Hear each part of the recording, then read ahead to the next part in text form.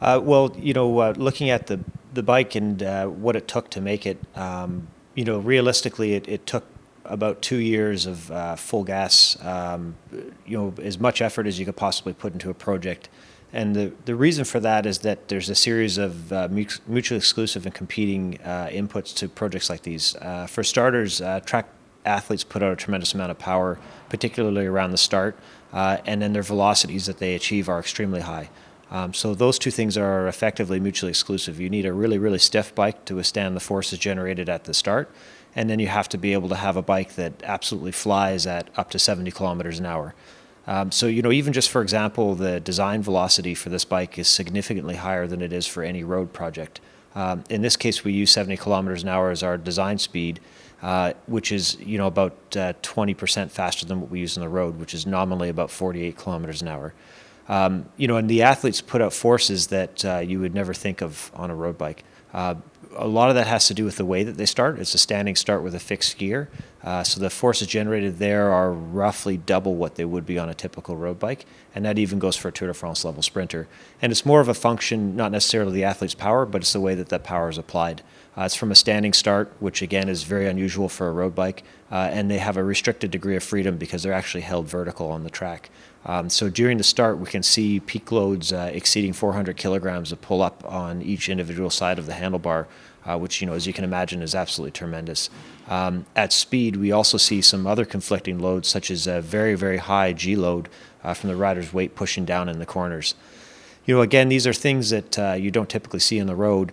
And then if you take, for example, the exchanges in the team pursuit, where the riders swing off the front and they go into the back, these are done at power outputs exceeding 700 watts at 70 kilometers an hour, riding up a bank that's sloped as steep as 46 degrees.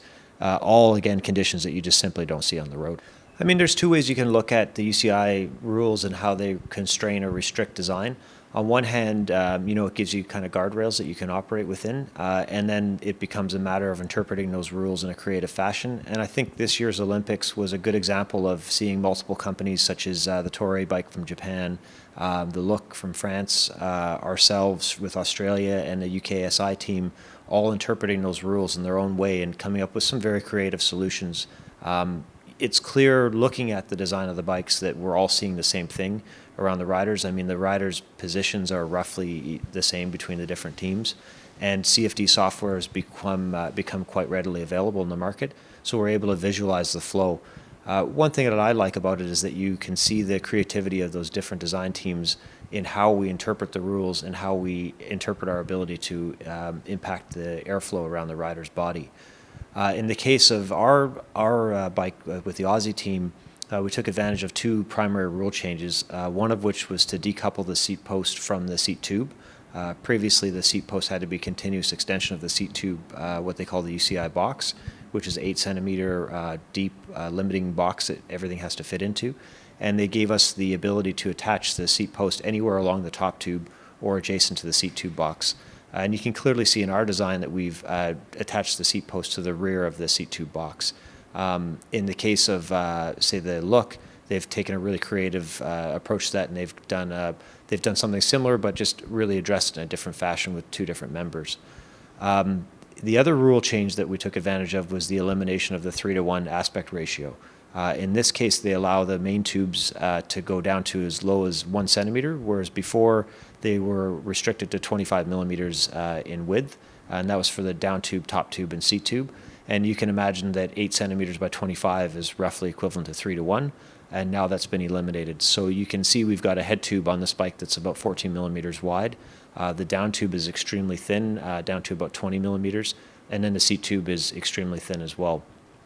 Those elements allow us to reduce the frontal area significantly on the bike, which of course helps benefit the low yaw performance.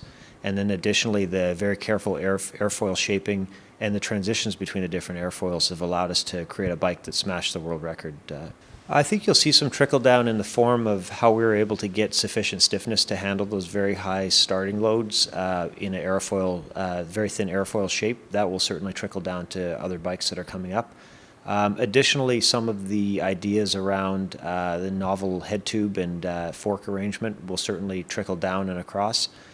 Some things, aren't likely to hit the road market, such as the 40 millimeter front axle. It's not practical when you have a front disc brake. But there are elements there, and more importantly, in the background, the tools and techniques we developed to understand the airflow around the bike, to visualize how that airflow is being manipulated and how we're able to make changes, will certainly be applied to different projects.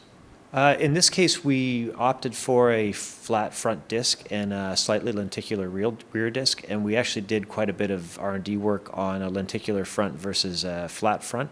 And the interaction effect between the flat front disc, including the surface finish on it, and the design of the fork was something we iterated quite a few times. We even went so far as to go to the wind tunnel with fully, more or less production-ready lenticular discs and different arrangements of forks.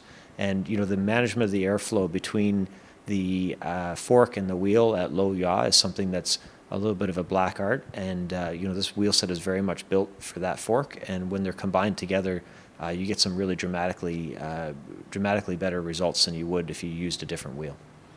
I think the thing I'm most proud of with this bike is the way that our team collaborated across the different groups. The Aerodynamic team combined with the industrial design team, combined with the manufacturing team. Some of the smaller areas on this bike, such as using what's effectively a hub bearing for the headset, managing the interaction effect between the fork and the wheel, creating a wheel that complemented the airflow behavior around the seat tube. All of these things spoke to the level of collaboration between the various different groups within the company and our dedication to performance. And that's fairly without precedent in the industry.